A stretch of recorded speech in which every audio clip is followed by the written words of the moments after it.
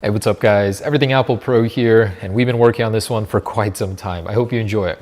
In collaboration with Max Weinbach, who I did have the pleasure of meeting, awesome dude, I'm presenting to you a huge exclusive iPhone 12 Pro leaks dump, as well as iOS 14 and some other products sprinkled in. So strap in, let's take a look at what Apple's doing next. First off, I want to address Max Weinbach's credibility. This is our second year working together.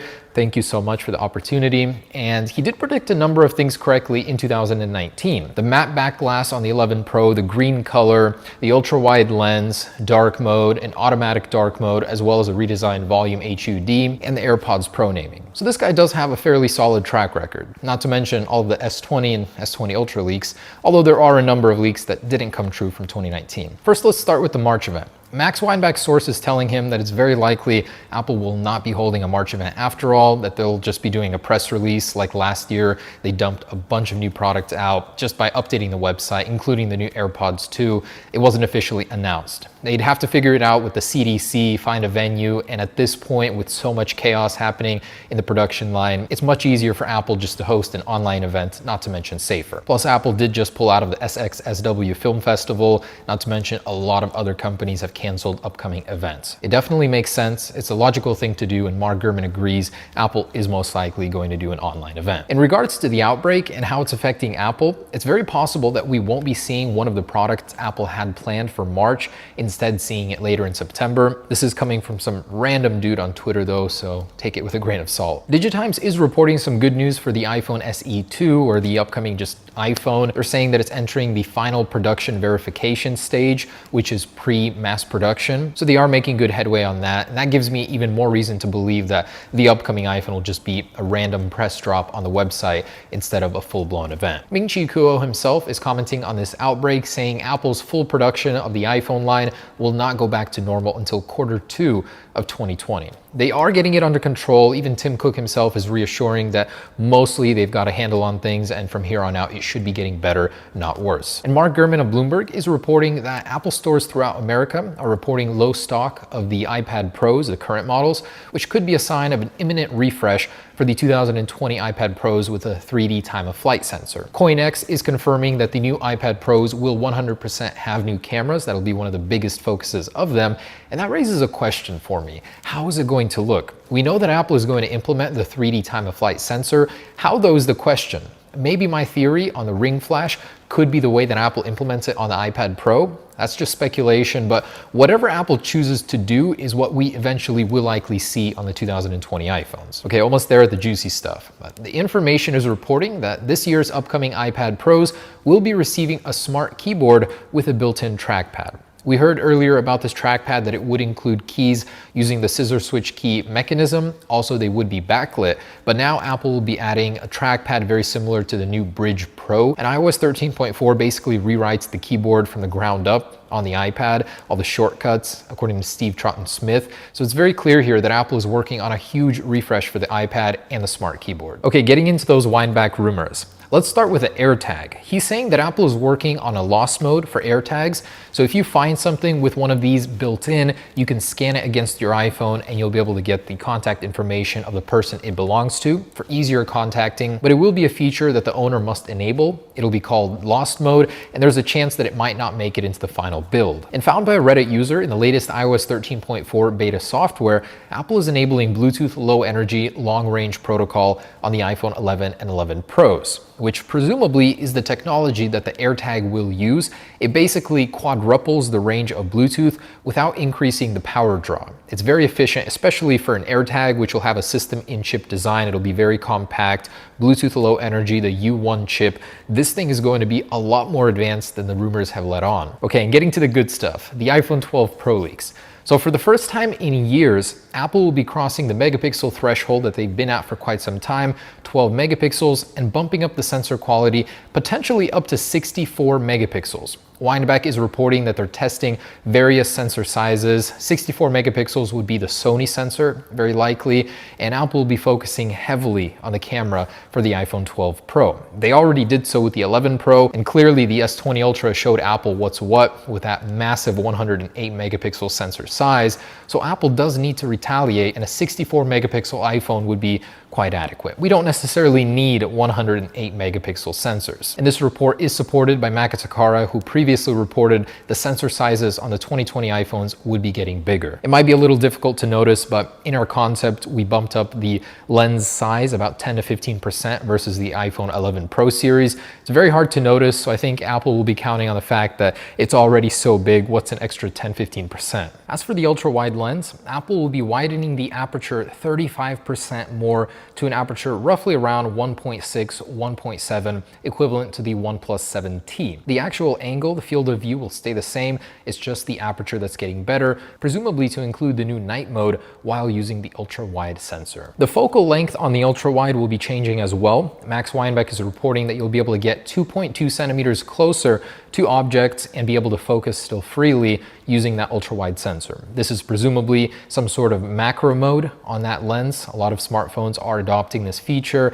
Personally, I don't need that, but why not include it? And Weinbeck is reporting that Apple is adding night mode to the selfie camera, the telephoto lens, and the ultra-wide lens. So that feature is spreading from just the standard wide-angle lens to every lens on your iPhone. No matter which lens you're using or whether or not it's the selfie camera, you'll get a great shot at night. No word on optical image stabilization on the ultra-wide lens yet though. He also reports that Apple will be further improving Smart HDR, so that feature where you take a picture and it uses 9 composite images to combine them and make the perfect quality image on the iPhone will be getting better. Inside sources are calling it Smart XDR, although that won't be the official name. And the next Pro Max smartphone, the 12 Pro Max, the battery will be getting bigger by about 10%.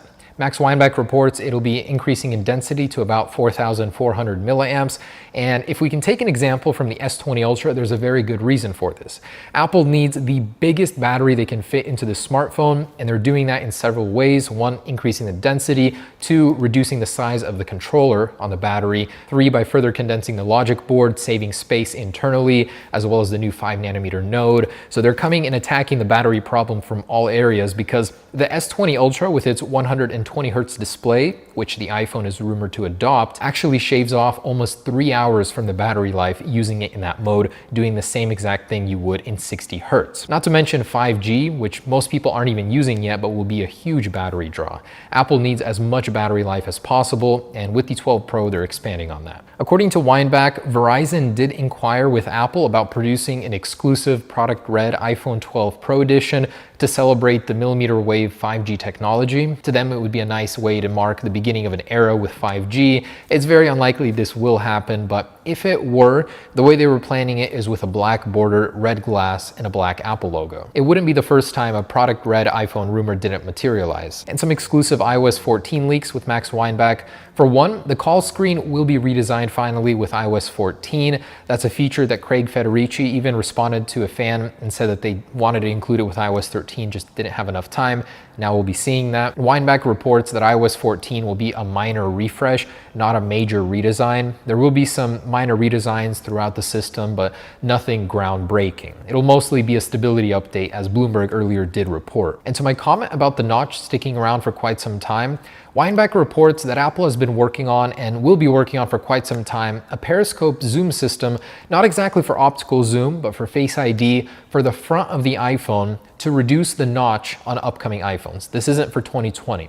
So apparently Apple is trying to relocate the Face ID components and use a periscope lens system to shrink the notch into the size of the bezel on the iPhone. So that is something we could see within the next few years, not anytime soon. Apparently Apple likes the results of mini LEDs so much that they'll be ramping up production to many of their products, starting with a 14-inch MacBook Pro, 27-inch iMac Pro, the 12.9-inch iPad Pro as we heard later this year, the 16-inch MacBook Pro, 10.2-inch iPad, and a 7.9-inch iPad mini. So Apple will start with Q4 2020, and all throughout 2021 we'll be seeing the rise and insurgence of mini LED. Oh boy, I can't wait. Displays, even as good as they are right now, are about to get a whole lot better. Okay, and looking into the future, XD60 modem has been announced by Qualcomm. It's very likely the chip Apple will be using in the 2021 iPhones. It uses a 5nm architecture, so it's more energy efficient, and it can operate sub 6 GHz bands for 5G and millimeter wave at the same time to get even faster speeds. And speaking of the fast approaching future, I've long been awaiting the glowing Apple logo to be natively supported on the iPhone. It's a patent we saw surface and then disappear. Maybe 2021 is the year we can finally see that. And I'm saying that because I'm working on a project right now to bring it to the new iPhones. It's very difficult to do, but for the first time ever, it's going to be the cleanest install forever. Stay tuned for that. And there's been another monumental feature found in iOS 13.4 called OS Recovery, found by 9to5Mac, and it's a precursor of what's to come. So Apple is working on some sort of iOS recovery tool, which would enable your iPhone to get restored by either another iPhone or over the internet without needing to plug it into a computer. Any of you guys want to guess what that's for? Of course, the portless iPhone, which is rumored to come in 2021. So the future is fast approaching, and this OS recovery is a much needed tool to make that happen. In fact, it goes beyond that. It could work on the Apple Watch, on the HomePod, on devices that don't have a way to plug them into the computer, so you can easily restore them just by connecting to the internet, or even over that 802.11ay short-range Wi-Fi protocol with a different iOS device. The future is exciting, and the portless iPhone is happening sooner than I thought. And speaking of restoring iPhones with other iPhones, you can now jailbreak an iPhone with an Android phone. Checkrain can now be executed on Android. The Android phone must be rooted, but it's possible. And it's kind of funny, this is the new Doom, getting Doom to run on various devices, and you can jailbreak your iPhone with a PS4 even, anything that has Linux on it. What a time to be alive. Okay, and it gets better. So the iPhone 7 and 7 Plus and an iPod Touch can now run Android. Because of the Checkrain jailbreak, it's called Project Sandcastle by the Corellium team, and it enables Android to run, although an older version and very unstable. It doesn't have drivers for the camera, Bluetooth, or cellular modems, but that's Android, a fresh version running on a very modern iPhone. I can't wait to do that, and I'll make a video on it. And lastly, the AirPod Pro giveaway winners. Those are them. 5 have been selected. I'll be contacting you soon. I'm still running the giveaway for the S20 Ultra, 3 of those. Instructions for that down below. And an update on our case. So we still don't have a concrete ship date. It should be in April still. We're making good headway, but because of the outbreak, it makes this very difficult to plan. Within the next couple of weeks, I hope to have a concrete date. Thank you to everybody that pre-ordered. Honestly, you guys didn't have to, but I'm honestly stunned at how much support we got and what I'm trying to grow this company into. I'm trying to make this one of the biggest and best case companies with the accessories and everything, and I just want to say thank you so much, guys, for supporting that. All right, stay tuned for more videos. I got a lot cooking. Peace.